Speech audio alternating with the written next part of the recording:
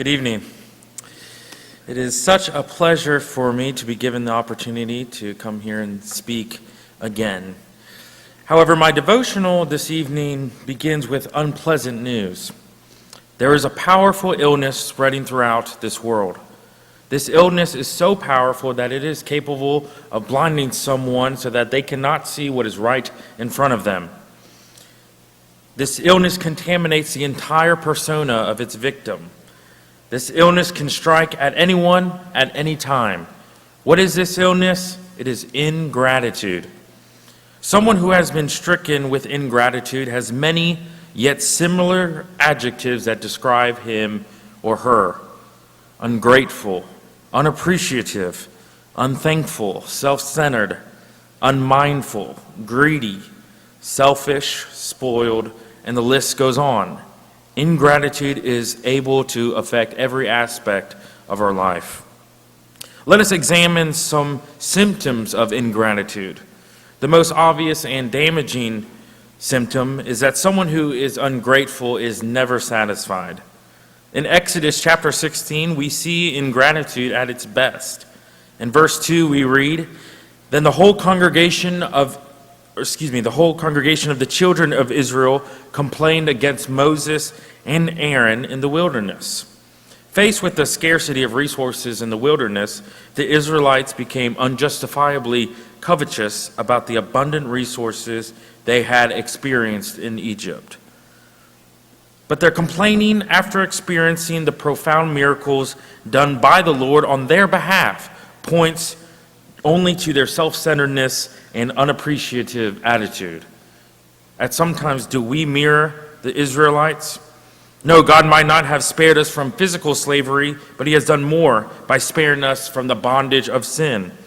We might not experience bread raining down from heaven, but we do experience an overabundance of wealth every day. Are we grateful for these blessings, or are we consumed in the grass is always greener on the other side mentality? The second symptom of ingratitude is the distortion of the mind.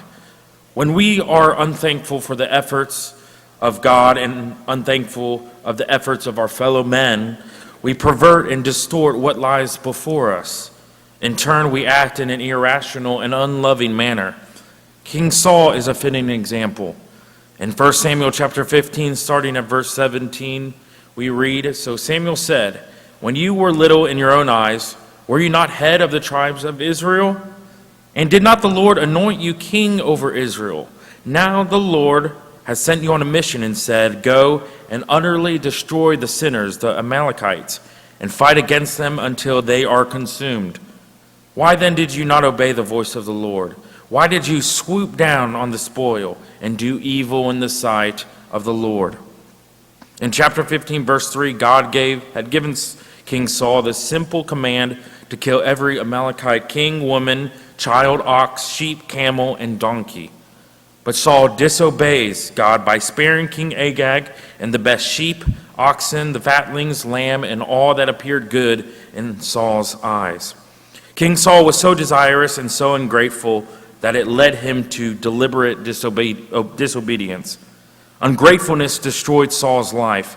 Don't let it destroy yours as well. So now that we have looked at the doom and gloom of ungratefulness, is there a cure for an ungrateful attitude? Absolutely. First off, it is in Christ, and we can go on from there. The first remedy for ungratefulness is to simply give thanks. Give thanks to God and give thanks to others, not only verbally, but as nonverbal communication. Failure to express is failure to possess. We must remember that even though that we have gratefulness, we must show it. We need to dwell on the positive blessings of our family, friends, and coworkers rather than dwell on what you would do differently about a situation. Abstain from grumbling, abstain from complaining, abstain from whining, for literally nothing good can ever come from it. Gratitude and happiness are intertwined. I must say that I have never seen a grateful person who is unhappy. It's impossible. But most of all, consider what God has done in your life rather than what you think you want done in your life. I close my words this evening with an example of two men who exemplified an attitude of gratitude to the utmost degree.